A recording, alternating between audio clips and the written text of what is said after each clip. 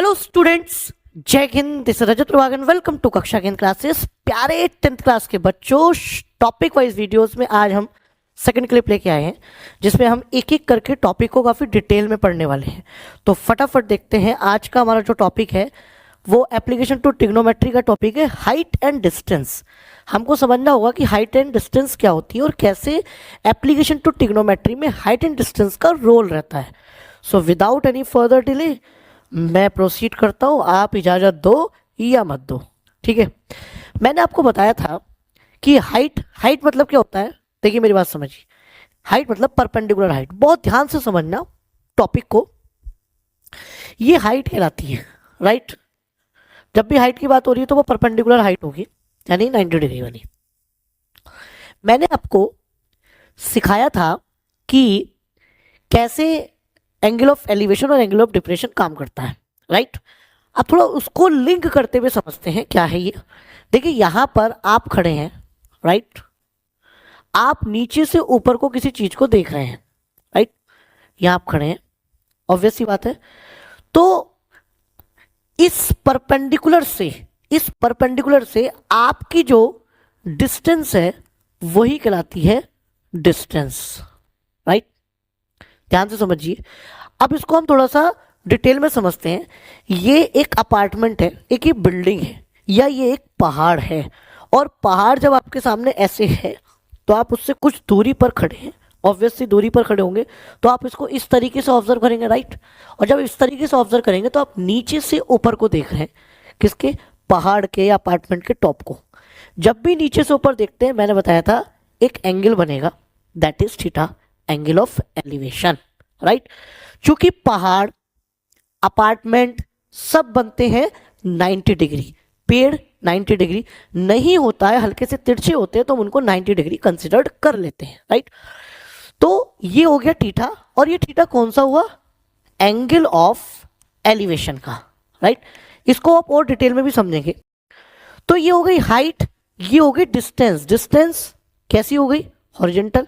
और कैसे होते हैं, उस बिल्डिंग के, उस अपार्टमेंट के, उस किसके, पेड़ के फुट से, फुट यानी पैर से आपकी फुट की डिस्टेंस। सामने पेड़ खड़ा है तो उस पेड़ की जड़ से, फुट से आपके फुट की जो डिस्टेंस है that is to be considered at distance. वही डिस्टेंस जिसका हम इस टॉपिक में डिटेल में पढ़ रहे हैं, राइट।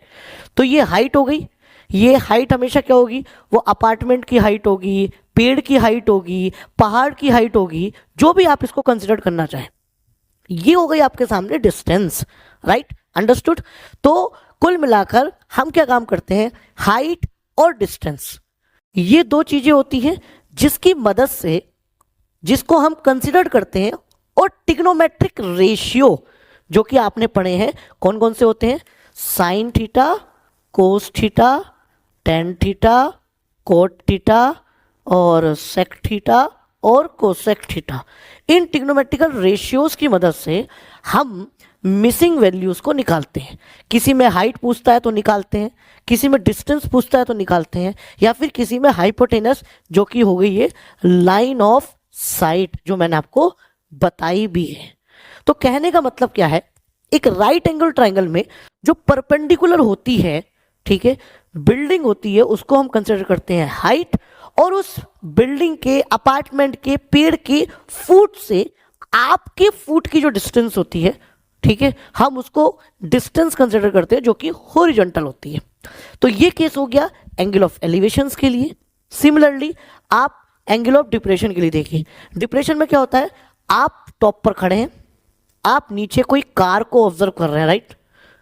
सस्ती सी कार है, ऐसी बनी मेरे से, ठीक है।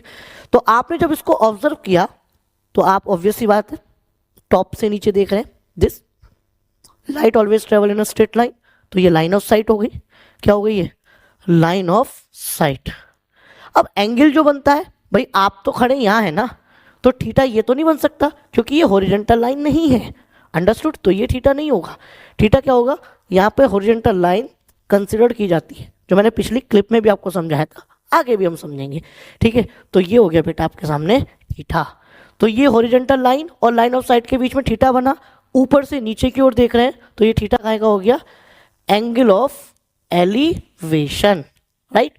अब मैं आपसे जो बताना चाहता था, ये आपकी हाइट हो गई, राइट, जिस हाइट का इस टॉपिक में जिक्र कर रहे हैं। और डिस्टेंस क्या होगी, ये डिस्टेंस क्या हो गई, ये थीटा। तो देखो ये ट्रांसवर्सल हो गया, ये पैरेलल लाइंस हो गई दिस एंड दिस, तो ये भी थीटा हो गया।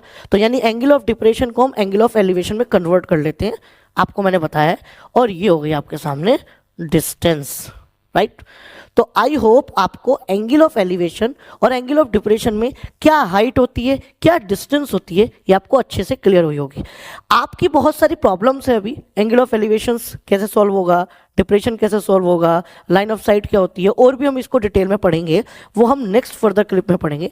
मैं चाहता तो सिर्फ हाइट और डिस्टेंस को सिर्फ 1 या 1.5 मिनट में खत्म कर सकता था, लेकिन मैंने जानबूझकर इसमें एंगल ऑफ एलिवेशन का जिक्र किया, लाइन ऑफ साइट का जिक्र किया, परपेंडिकुलर डिस्टेंस का जिक्र किया।